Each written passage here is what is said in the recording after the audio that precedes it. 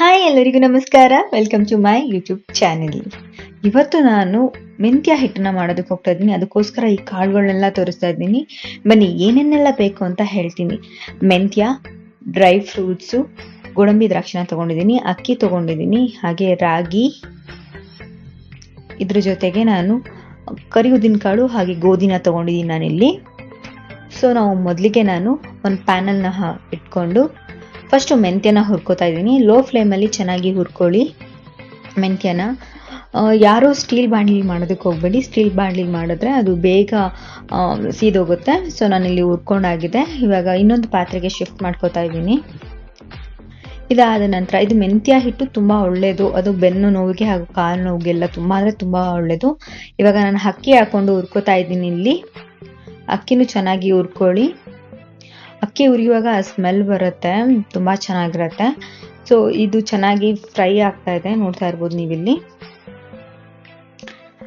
ಮೆಂತ್ಯ ಹಿಟ್ಟನ್ನ ಯಾರೆಲ್ಲ ಬೆಳೆಸ್ಬೋದು ಅಂದರೆ ಮಿನಿಮಮ್ ಒಂದು ಬಾಣಂತಿಯರು ಬೆಳೆಸ್ಬೋದು, ಬೆನ್ನೋವಿರೋರು, ಕಾಲು ನೋವಿರೋರು ತುಂಬ ಅಂದರೆ ತುಂಬ ಬಳಸ್ಬೋದು. ಇದನ್ನ ಹಿಟ್ಟು ನೀವು ಹೇಗೆ ರಾಗಿ ಮುದ್ದೆ ಮಾಡ್ಕೋತೀರೋ ಹಾಗೆ ಮೆಂತ್ಯ ಹಿಟ್ಟನ್ನು ಮಾಡಿಕೊಂಡು ತಿನ್ಬೋದು.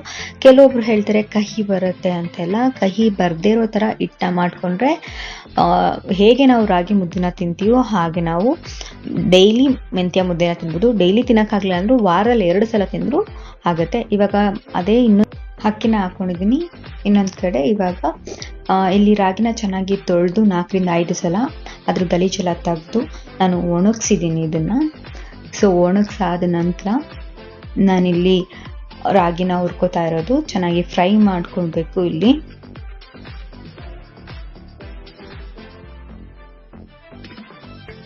ಎಲ್ಲನೂ ಫ್ರೈ ಆದ ನಂತರ ಮೆಂತ್ಯ, ಅಕ್ಕಿ, ರಾಗಿನ ಇವಾಗ ಒಂದು ಪಾತ್ರೆಗೆ ಹಾಕ್ಕೊಂಡಿದ್ದೀನಿ.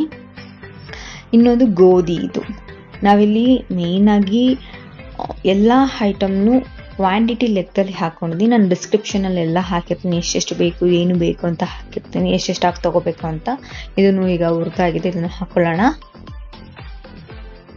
ಮೆಂತ್ಯ ಹಿಟ್ಟನ್ನು ಕೆಲವೊಬ್ಬರು ಕಹಿ ಅಂತ ಹೇಳಿ ತಿಂದೇನೆ ಬಿಟ್ಬಿಡ್ತಾರೆ. ಅಂತ ತಪ್ಪನ್ನು ಮಾಡ್ಕೊಳಕ್ಕೆ ಹೋಗ್ಬೇಡಿ. ಮೆಂತ್ಯ ಹಿಟ್ಟು ತಿಂದರೆ ತುಂಬ ಅಂದರೆ ತುಂಬ ಒಳ್ಳೆಯದಿದೆ. ನನಗೆ ಕರಿ ಉದ್ದಿನ ಕಾಳು ತುಂಬ ಅಂದರೆ ಈ ಬೆನ್ನಿನ ಮೂಳೆಗೆ ಒಳ್ಳೆಯದು. ಹುರಿದಾಗಿದೆ, ನಾನಿಲ್ಲಿ ಶಿಫ್ಟ್ ಮಾಡ್ಕೋತಾ ಇದ್ದೀನಿ. ತುಂಬ ಅಂದರೆ ತುಂಬ ಈ ಮೆಚ್ಯೂರ್ಡ್ ಆಗಿರೋ ಹೆಣ್ಮಕ್ಳಿಗೂ ಕೂಡ ಕೊಡ್ತಾರೆ. ಏನಕ್ಕೆ ಅಂದರೆ ಬೆನ್ನು, ಸೊಂಟ ಯಾವುದೇ ಕಾರಣಕ್ಕೂ ನೋವು ಬರದೇ ಇರಲಿ ಅಂತ. ನಾನಿಲ್ಲಿ ಡ್ರೈ ಫ್ರೂಟ್ಸ್ನೂ ಕೂಡ ಹಾಕ್ಕೋತಾ ಇದ್ದೀನಿ. ಡ್ರೈ ಫ್ರೂಟ್ಸಲ್ಲಿ ನಾನಿಲ್ಲಿ ಬಾದಾಮಿನ ಹಾಕ್ಕೊಂಡಿದ್ದೀನಿ. ಬಾದಾಮಿ ಫಸ್ಟು, ಅದಾದಮೇಲೆ ಗೋಡಂಬಿನ ಹಾಕ್ಕೊಂಡು ಹುರ್ಕೊತಾ ಇದ್ದೀನಿ. ಲೋ ಫ್ಲೇಮಲ್ಲಿ ಹುರ್ಕೊಳ್ಳಿ, ಯಾವುದನ್ನು ಕಪ್ ಮಾಡ್ಕೋಬೇಡಿ. ಸ್ಟೀಲ್ ಬಾಣಲಿಲಂತೂ ಹುರಿಯೋದಕ್ಕೆ ಹೋಗಬೇಡಿ. ನಾನಿಲ್ಲಿ ಚಾನಲ್ಗೋಸ್ಕರ ಅಂತ ಹೇಳಿ ಸ್ಟೀಲ್ ಬಾಣಲಿನ ಯೂಸ್ ಮಾಡ್ತಿದ್ದೀನಿ. ಸಿಲ್ವರ್ ಬಾಣಲಿಲಿ ಹುರ್ಕೊಂಡ್ರೆ ತುಂಬ ಅಂದರೆ ತುಂಬ ಕಾವಿಂದ ಇದಾಗುತ್ತೆ, ಅದು ಹುರ್ಕೊಬೋದು. ಇಲ್ಲಾಂದರೆ ಸ್ಟೀಲ್ ಬಾಣಲಿ 5 ನಿಮಿಷಕ್ಕೆ ಇದಾಗ್ಬಿಡುತ್ತೆ.